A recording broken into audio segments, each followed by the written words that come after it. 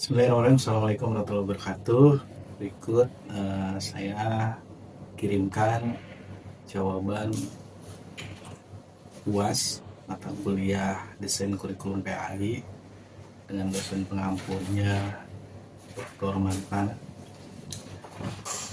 Berikut beberapa jawaban yang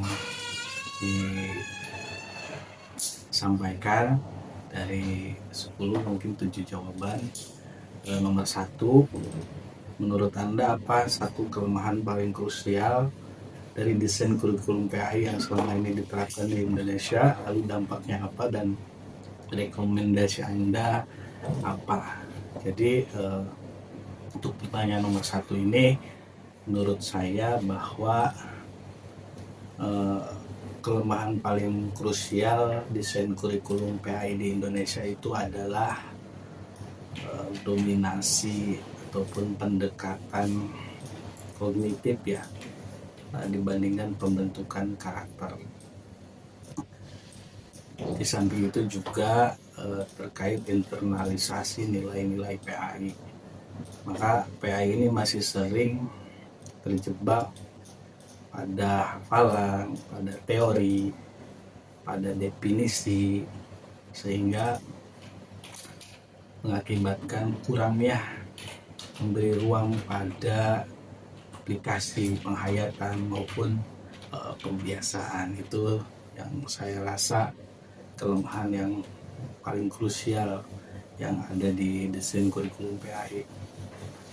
Kemudian dampaknya adalah peserta didik memang mampu menjawab soal-soal ujian agama dengan baik, tetapi belum tentu ya, sekalipun mereka bisa menguasai jawaban soal-soal PAI, pada aplikasinya itu mereka selaras dengan apa yang mereka jawab pada soal-soal PAI, sehingga ini menjadi sebuah kesenjangan antara pengetahuan dan juga aplikasi dalam kehidupan sehari-hari.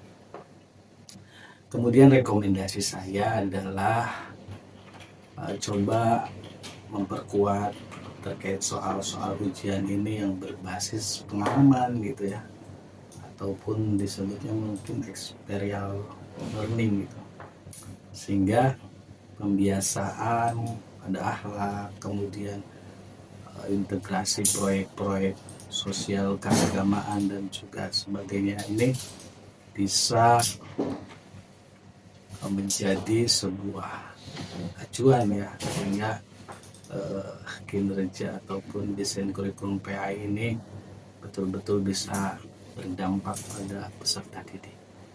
Itu jawaban nomor 1. Kemudian saya jawab pertanyaan nomor 3. Soalnya dari berbagai model desain kurikulum PAI yang Anda pelajari, menurut Anda model mana yang paling realistis diterapkan di sekolah dengan keterbatasan guru dan sarana?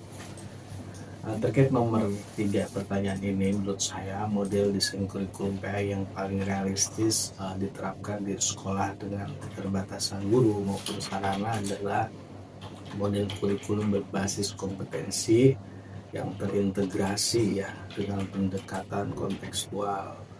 Mengapa ini bisa dipakai? Karena model ini tidak terlalu bergantung pada fasilitas canggih modern, tetapi betul-betul menekankan pencapaian kompetensi sikap gitu ya, ataupun pengetahuan dan keterampilan melalui kehidupan nyata daripada peserta didik.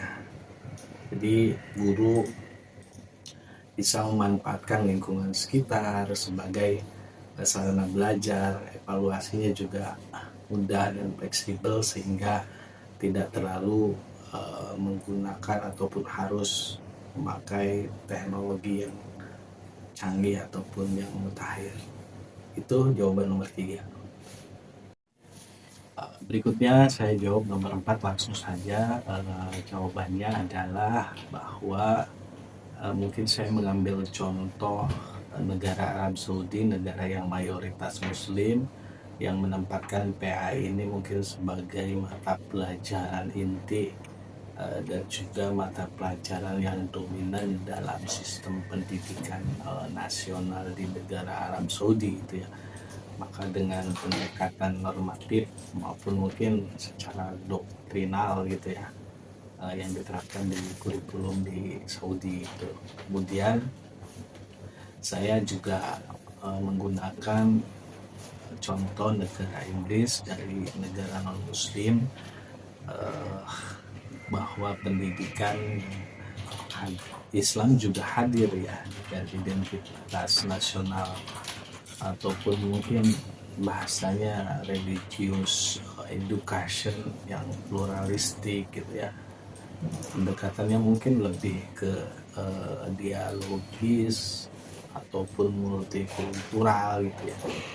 Itu beberapa ataupun perbandingan ya antara kedua negara yang mayoritas muslim, Saudi dan juga non muslim, yaitu negara Inggris. Sehingga perbedaannya adalah terletak pada posisi strategisnya, di mana di negara Islam biasanya bersifat sentral ya, dan juga untuk identitas nasional, sementara di negara non muslim lebih hanya sebagai penguatan identitas saja ya, ataupun untuk komunitas-komunitas muslim ya, akomodir di negara tersebut, dan juga bagian daripada toleransi dalam kehidupan beragama. Itu kemudian nomor 4 ya, jawabannya. Kemudian soal berikutnya terkait pelajaran apa yang bisa diambil Indonesia dari negara lain terkait desain kurikulum.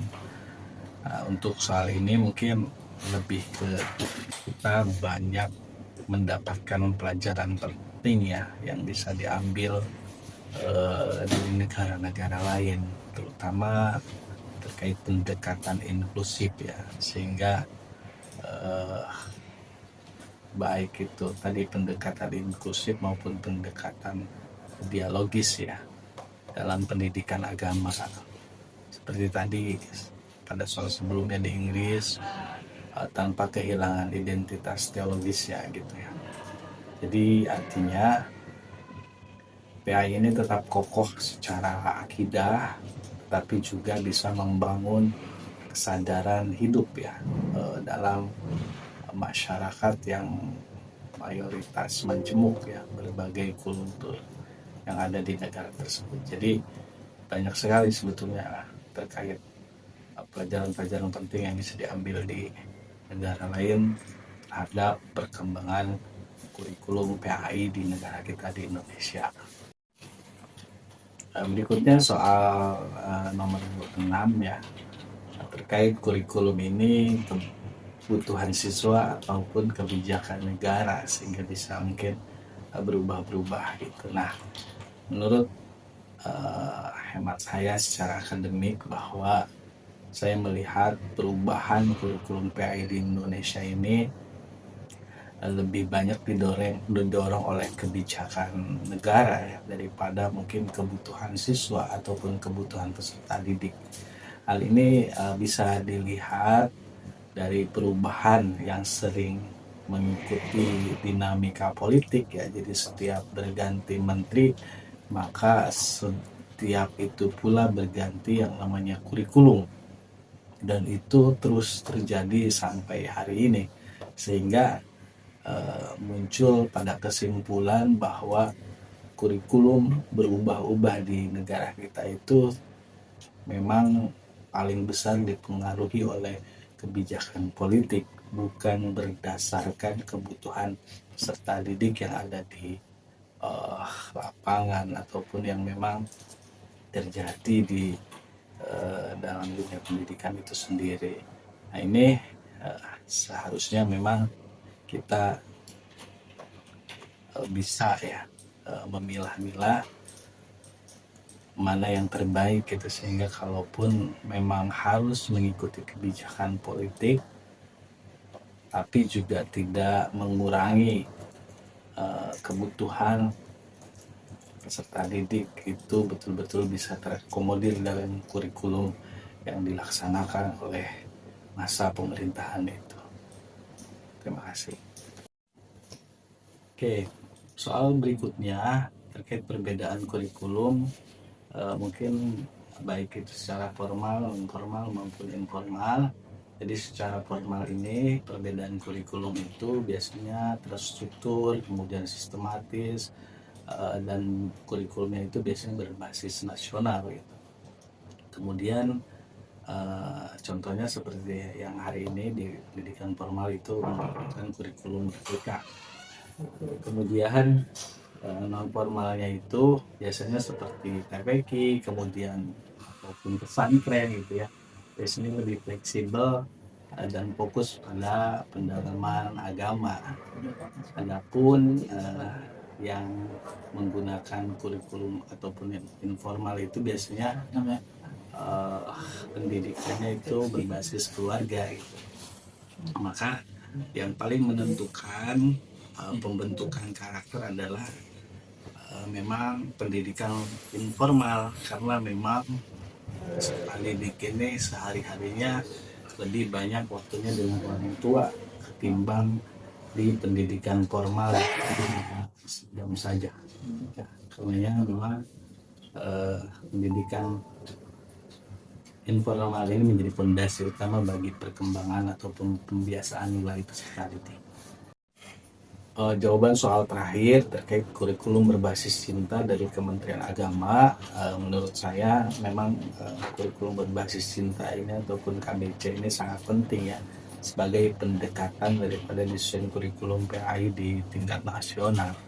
Kenapa? Karena memang secara strength-nya, kekuatannya, kurikulum berbasis cinta ini bisa membangun spiritualitas yang berbasis kasih sayang, ya bukan ketakutan ataupun kebencian gitu ya, sehingga meminimalisir resiko-resiko jika tidak terstruktur gitu ya, ataupun bisa menjadi terlalu emosional dan kurang akademik, sehingga ini akan berbahaya gitu. Contoh saja pada penerapan, misalkan guru mengajarkan konsep taubat ya dengan pendekatan kasih sayang, maka pendekatan ini memang menggunakan pendekatan yang terbaik, yaitu dengan metode taubat, itu bukan menakut-nakuti ataupun memberikan ancaman terhadap peserta didik, sehingga dengan kesadaran sendiri peserta didik ini menyadari akan kesalahan-kesalahan yang diperbuatnya. Itu jadi sekali lagi kurikulum berbasis cinta ini dirasa sangat penting dalam perkembangan kurikulum ataupun desain kurikulum PAI di nasional. Terima kasih.